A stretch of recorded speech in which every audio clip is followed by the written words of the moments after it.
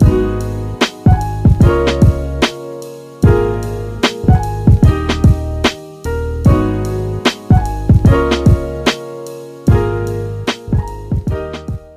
guys, what's up? This is David Patrick Harry with Church of the Eternal Logos, and today I want to speak to you guys about Neoplatonism and the Logos. This is the 7th video in our video series in which we're trying to trace the development of Logos theology within Western civilization. However, to begin, I want to highlight that this video is not in chronological order, which has been the case in this video series up to this point.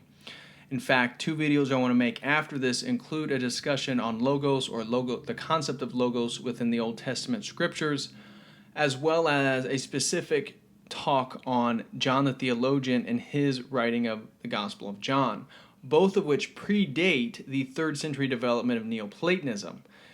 Now, the reason Neoplatonism is the next video in this video series is because it seemed like the logical sequitur given the influence of Plato, Stoicism, and then the Middle Platonic tradition, which was symbolized or represented by Philo of Alexandria in this video series. And given that influence, it seemed logical to make Neoplatonism the next video in this video series, despite it not being chronological. So I just wanted to mention that before we get into it. And with that being said, let's dive into Neoplatonism. So first, what I want to mention is that the term Neoplatonism really represents a series of thinkers as opposed to a set doctrine or set beliefs that are consistent throughout time. Neoplatonism is more about a series of thinkers. Now, there are general tenets to Neoplatonism that I think are consistent within these various thinkers. I would argue, and I think many would agree, that would include monism, that would include perennialism, that would include non-dualism, and that would include emanationism. And I think those kind of 4 features are really prominent throughout all Neoplatonic philosophy. Though when we say Neoplatonism, you're going to have to, in terms of like an academic or you're talking about ideas, you're going to have to specify what Neoplatonist you're talking about. So this video is really just going to focus on a general overview of Neoplatonism, specifically of Plotinus, who is considered the father of Neoplatonism. And we're not really going to discuss Porphyry, who is his famous student and wrote down Plotinus's ideas into 9 books, which are called the Enneads, which is 1 book. We're not going to be discussing the famous Arab astrologer Iamblichus, and we're not going to be discussing the more mature development of the Neoplatonic philosophical system in a figure like Proclus. So those are for your own personal research if you find those topics interesting, but today we are really just going to focus on Plotinus and a general overview of Neoplatonism and its understanding of logos, or for them, nous and divine mind. So let's start with who is Plotinus's teacher. And this is a gentleman from Alexandria, Egypt, named Ammonius Saccas, who lived from 175 to 242 AD. Now, we don't know much about Ammonius Saccas, and we don't know what his ideas were. So therefore, we don't really know in regards to Plotinus what is original to Plotinus and what did he get from his instructor. What we do know is that when Plotinus was 27, he decided he wanted to study philosophy or devote his life to philosophical knowledge.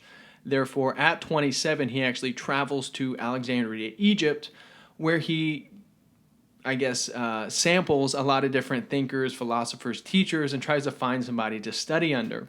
Pretty disillusioned with most of the individuals he came across. It wasn't until a third party recommended he go listen to Ammonius Saccas that he then does and says, "This is the individual I have been looking for." And so he actually spends 11 years studying under Ammonius. That was from 232 to 243, an 11-year period. And then he travels back to Rome to found his own academy or school. One of the things that I came across in my research that I thought is really interesting is another pupil of Ammonius Saccas was Origen. And Origen is a famous church father. I had no idea that was the case. And Ammonius Saccas was actually confused by early Christian writers they falsely identified him as Christian and confused him with another Ammonius of Alexandria who was Christian and wrote on biblical texts. Now, Ammonius Saccas was not Christian. He was the instructor of Plotinus and the instructor of Origen, though I don't know how long Origen was a student of his. So Plotinus, he lived from, well, before I get there, Neoplatonism became the dominant philosophical school after essentially the demise of sort of materialism and corporeal philosophical tradition. And representing that would certainly be Epicureanism, representing the materialistic strand that kind of fell in hard times, along with Stoicism, which was the most prominent of the philosophical traditions during the Hellenistic period. And its emphasis on nature and the physical world gives it a sort of corporeal philosophy that isn't as idealistic as we will see within Plato and the Neoplatonic tradition. And as we mentioned, Stoicism is a sort of blending of Aristotle and Plato. So we see the demise of Epicureanism and Stoicism, and then we see the rise of Neoplatonism. Now, Plotinus is considered to be the father of Neoplatonism, and he lived from 204 to 270. He's a very important Hellenistic thinker, and he exerted great influence upon late antiquity and the Middle Ages, but also right before the Renaissance and throughout the Renaissance in regards to Neoplatonism. So we have somebody in the Middle Ages like Thomas Aquinas in the Thomist school of theology within Catholicism, which develops the idea of absolute divine simplicity, which can then be connected to the Neoplatonic understanding of the one and their monistic worldview. So this is one influence in terms of the Middle Ages, but also in a figure like Gemistus Plethon during the Council of Florence in 1430 and the 15th century. We have a Neoplatonist like Plethon who then reintroduces Neoplatonic thought. Not that it was totally gone, but certainly revives it within the Western tradition. And we see that with Cosimo de' Medici hiring Marsilio Ficino and his translation of Plato, but also the Hermetic Corpus, and for them, more importantly, the Hermetic Corpus, which is a Egyptianized Hellenistic philosophical system, very magical based, theurgic, the animating of statues with daemons. And so in Hermeticism, we see the idea that God created the world and basically 95% and left the last 5% for man to complete. And man is a sort of brother of God or the one. It is another very monistic worldview. And these are certainly at odds with Orthodox Christian doctrine, theology, understanding of the world. But my point in bringing all that up was that Plotinus had great influence. He influenced Western theology, and he also influenced what would later be essentially the beginning of the Western esoteric tradition with Marsilio Ficino and his translation of the Hermetic Corpus. Now we're beginning, even though Neoplatonism is a sort of roots, Hermeticism are the sort of roots of the Western esoteric tradition. It's their rediscovery and translation in the 15th century that really kicks off the sort of Western esoteric strand, or what we describe as Western esotericism, and people like Reuchlin and all the various Kabbalists, Pico della Mirandola, these various individuals throughout the Western tradition. So I digress. Back to Plotinus. And Plotinus, his metaphysics had a great influence upon paganism, Christianity, Judaism. In Judaism, I'd highlight a figure like Moses Maimonides. Of course, he influenced Islam and Gnosticism, although, as I will mention, Plotinus was actually very negative on Gnosticism. This has to do with their understanding of materiality and evil. But Plotinus, one of the things that I want to rebut here to begin with is, if you look at general philosophical entries on Plotinus and maybe his influence on Christianity, a lot of people will highlight this idea of the hypostasis, which certainly can't be the case. It's easily rebutted. They'll say that the duality of the one that Plotinus discusses is where then Christianity gets their whole theology of the hypostasization of Christ and the Logos as being fully God and fully human. Now, that can't be the case because in the Greek, the authors are already writing the hypostasis They're already using the word 200 years before, or let's say at least 100 years before Plotinus even began teaching. So that can't be the case, although that's often referred to. I just wanted to highlight that. Now, Plotinus had a distrust of materiality, and we'll see this in his conception of the soul and the levels of the soul and what exactly evil is for Plotinus, and at least the beginning of the Neoplatonic tradition, which will relate to their understanding of the Logos. And he understood the material world as a sort of physical phenomenon that is a mimicry or a mimesis of a higher reality. We saw this in Philo of Alexandria with his discussing how the physical world is all but a shadow of the Logos. And given our Christian understanding of creation through the Logos, we can get on board with that to a degree. But I just wanted to highlight that we see the same idea pertinent within Philo, also reiterated here in Plotinus, this idea that the physical world is but a mimicry, a mimesis, a shadow of a higher reality, that higher reality being the Logos. He also discusses the one having no division and being beyond all categories, this also including being and non-being. So we're seeing a sort of development of a very transcendent understanding of the one, or God, that certainly Christianity, I don't want to say, has already adopted to a degree. The one totally is prior to all existence, and it encompasses the thinker and the object. The one is not sentient. So here are some common distinctions for us, is that within Neoplatonism, they're always working, because they're monistic worldview and God being the one, they're always trying to deal with the one and the many. This is a common problem within the Western philosophy. We don't have to do that because our God is totally transcendent from creation, which I think is being hinted here, although because it's so monistic, they can't get outside dialectics like the Orthodox Christian theology can. But God, or the one for the Neoplatonists, is not sentient. It has no will. It does not will itself to create, which obviously is very different from our understanding. And also, Neoplatonism is not in favor of the creatio ex nihilo, the creation out of nothing. They, again, have a sort of eternality to creation. It just continually is, and it's always changing, and it's always an emanation from the same one. But they can't really, because it's eternal, that for them, I guess, solves the problem. For us, we would say, okay, then who created the one? And for them, they would just say, well, it's eternal. We don't need it to be created.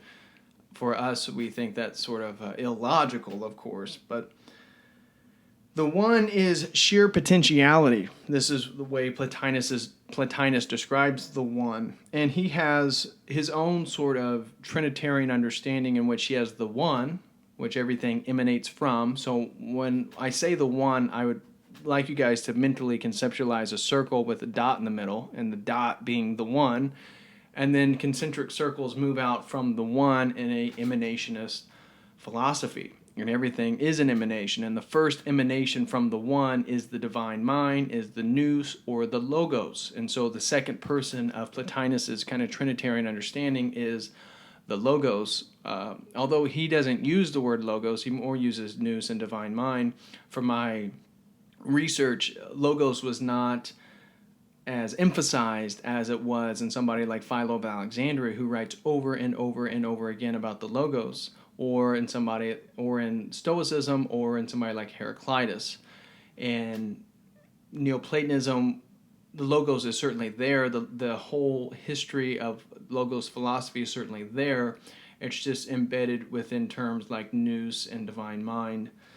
So from the third then part of his Trinitarian is the world soul.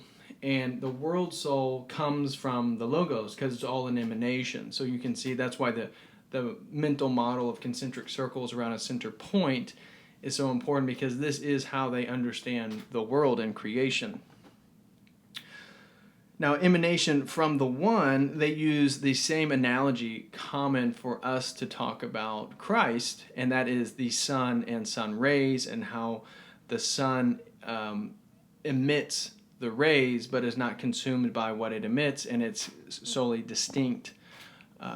This is also a way that we describe the Logos. However, they are describing the one in the same way that we describe the Logos. So one of the things that I would be curious if you guys found this controversial, but the way when I read this Neoplatonic philosophy, I see them, when they talk about the one, for us that's really the Logos, because they don't have a totally transcendent deity in which we have the transcendent All-Father, the actual creator and architect of the universe. We have the Logos, the begotten Son, and to me that almost seems synonymous with the one, although of course they also have the Logos in the divine mind. Now, Plotinus also has an important understanding of happiness, or eudaimonia, and he talks about how happiness is totally non-physical. It's actually a metaphysical state, and it has to do with two parts. One, happiness has to do, you first must realize the immortality of your own soul. So you have to first have the correct understanding of your own soul, that it's immortal, and then by reason and contemplation, you can attain the happy life or the perfect life. So he even talks about how a man who's experiencing torture or being tortured can still be happy because he understands the immortality of his soul and the fleeting nature of his own torture. This is certainly in opposition to Stoicism, who questioned if happiness could even exist. So right there we see a departure from Stoicism. Now, as I already mentioned, Neoplatonism is extremely monistic, but it's also perennialistic. And Neoplatonic philosophy or worldview, I think many people have argued, is still prominent in today's sort of spiritual circles and this universalism that people try to articulate. It's also extremely non-dual. So something like Advaita Vedanta tradition within Hinduism is pretty similar to a sort of Neoplatonic worldview. And as I said, it's also emanationist. Now, Plotinus has an interesting idea that is similar to our theosis, and that is henosis, which is a union with the fundamental reality, the one. Now, Neoplatonism is a pure form of idealism, okay, and it comes from the sort of emanation and the divine mind, the Logos. So the nous is a demiurge, and we see the same thing within Plato, right? That the Logos is a demiurge, it's sort of a created power, right? It's the first emanation of the one for Plotinus. It's a perfect image of the one, okay? So we can see immense overlap with what Philo was talking about essentially 200 years before Plotinus, an intense overlap of the way they're talking about the nous and the Logos.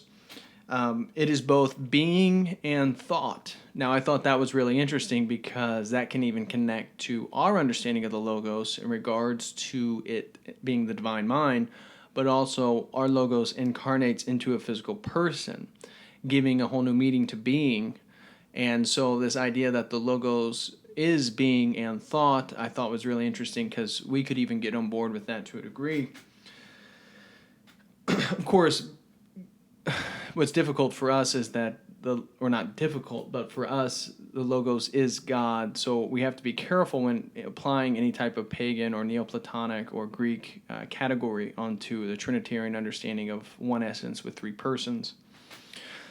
So from the Logos being the thought of the one or the divine mind, it is what organizes and allows the material world to be perceivable. So again, we're almost back to Heraclitus, the beginning of this series, and the Logos being the divine organizing principle of the universe. Here we again see the same concept within Plotinus and Neoplatonism. Now, one of the things that I think is important to mention is that his understanding of the world soul as coming from the nous, which is just the divine mind synonymous with the logos, leads in Christian understanding to Augustine arguing for the filioque, who Augustine was greatly influenced by Neoplatonic thought.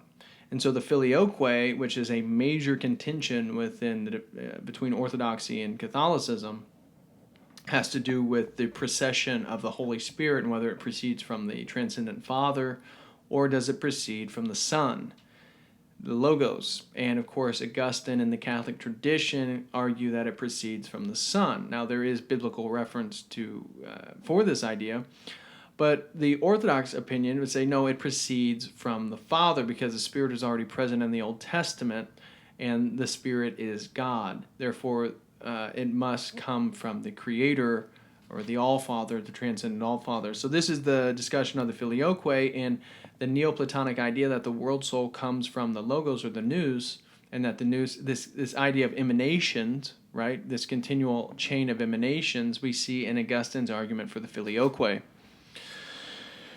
Now, the soul is both higher and lower. In this regard, and this gets into the Neoplatonic understanding of evil. So the reason why the perfect life has to do with reason and contemplation is because it's actually perceiving or trying to perceive the logos, all these non-physical concepts. And we call them the logoi, right? If you just go through and start naming all the logoi, reason, logic, truth, honor, glory, grace, love, like these things are non-physical, and these are things are related to the logos. So for Plotinus, evil doesn't exist in and of itself. This is one of his big critiques of the Gnostics, because Gnosticism and Manichaeism has an immense dualism between good and evil. Whereas here in Neoplatonism within Plotinus, there isn't that sort of dualism. It's just, and again, using the metaphor of the sun and light, darkness exists in the absence of light. There isn't this strict dualism that you would find in Manichaeism or Gnosticism. And therefore, materiality tends to be associated with evil. That's where they get it. And in fact, there's an interesting excerpt here that I could read on matter. This is on the Stanford EDU page on Neoplatonism. I'll just read this last paragraph here on Plotinus and evil. An even more controversial doctrine connected to matter was the explanation of evil. Plotinus had tried to uphold the view consistent with his entire ontology that at no point in the great chain of being coming from above does anything emerge that could be regarded as evil or cause of evil. Nevertheless, evil, and in particular moral evil, is obviously part of our experience of the world, and an explanation had to be given as to where it originated. Plotinus's answer was that evil arises from below, not above, and is intimately connected with matter. Yet, importantly, matter is not an independent principle of evil in any Manichaean or Gnostic sense, as it has no active power on its own. Rather, evil arises if and when higher beings, and in particular human beings, direct their attention towards the material world below instead of the intelligible world above, and have an all-encompassing concern for it, the regard downwards, as it were, rather than upwards towards consciousness and the divine essences, or as he likes to refer to it as the nous, the divine mind, the logos, is what contaminates the soul and renders it morally evil. Even though it is surprising how much explanatory force for the nature and existence of moral evil this theory affords, it remained controversial even among Neoplatonists. Proclus, in the 5th century, who's associated with developing the most mature Neoplatonic system, dedicated an entire treatise to repudiating Plotinus on this point. Proclus abandoned the comforting notion of an essential goodness of humanity and, not unlike Augustine before him, insisted on the real possibility of moral depravity of the human soul. So, yeah, take that as you will. I thought that was interesting. And this idea of the soul is really important, even in regards to their idea of death and reincarnation. So Neoplatonism is a cyclical understanding. It's an eternal understanding of matter. So once you have that understanding, of course, what easily follows then is the philosophy of reincarnation. This is what is so important within our Christianity, is that we understand a beginning, a middle, and end, even within our creation narrative, as creatio ex nihilo is a sort of creation within time, and that's why God does it through the Logos.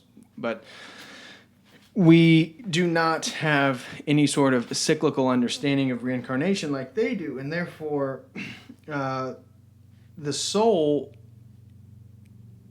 takes up its position in the afterlife, representative of its kind of status here on earth. So by living morally, by living ethically, by contemplating, using reason to understand the divine mind, you can elevate your soul from the moral depravity of evil, meaning the absence of the good, meaning a focus on matter, the lowest emanation.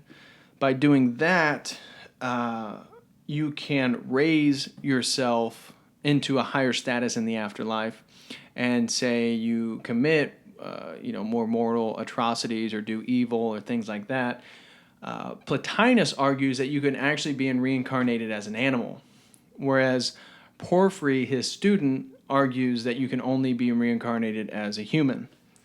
So these right here are just one instance of what I mean. Neoplatonism is not a continual system. Right here we have multiple disagreements on the status of evil. We have disagreements on the status of reincarnation and the state of the soul, and whether it can be reincarnated in a human or animal form. So one of the things that I also wanted to highlight is this form of pure idealism, is even Iamblichus has his sort of celestial hierarchy, where you have the one, then you have the hypercosmic, this is where essence, life, the soul, and these are the hypercosmic gods. Then you have the demiurgic creator, meaning the logos, and this is where being, nature, and matter are formed. And then you have the cosmic gods. So this is even a later development by Iamblichus. This is not consistent with Plotinus's worldview, and that's also why I just wanted to start with Plotinus, so you guys get a general understanding. So really, this highlights much of what I wanted to say in this video. In regards to logos, certainly language has a very important dimension to it in regards to Neoplatonism, because of their focus on theurgy and how theurgy and ritual and magical conjuration and all these things are connected to language, that certainly Neoplatonists are picking up on that. Neoplatonism is certainly picking up on Plato's divine mind, their forms, idealism. It's also picking up on Heraclitus's idea as it being the organizing principle, because it is through the logos in which we're able to perceive the physical world. And then it is through the logos in which the world soul emerges. The world soul is obviously going to connect back to Plato and his Timaeus and stuff like this. But this idea, this continual emanation of the one, then the divine mind, then the world soul, this is going to lead to the Christian controversy of the filioque and how the Spirit proceeds from the Father, which is the Orthodox understanding. Therefore, the Trinity is more like this, versus the Catholic understanding that it proceeds from the Son, which is more like this. It's like an upside down triangle where the Son kind of is begat from the Father, and then they both have a sort of dominion over the Spirit, which the opponents of that would argue is another form of Neoplatonic emanationism. And that's why somebody like Augustine, who was Manichaean and then was influenced by Neoplatonism, actually argues for that worldview. So Neoplatonism doesn't discuss the logos like Philo did in our last video. That's why the last video was so rich and long, is because I was reading Philo in his own words. But they are adamant about the divine mind, and the divine mind coming from Plato is central to the Neoplatonic understanding of the world.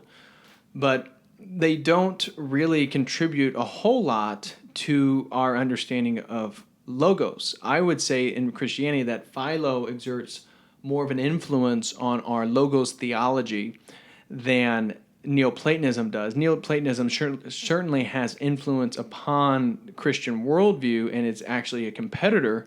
Of course, the Byzantium kind of stamps out the Neoplatonic schools and paganism that then only reemerge within the West, specifically within Catholicism.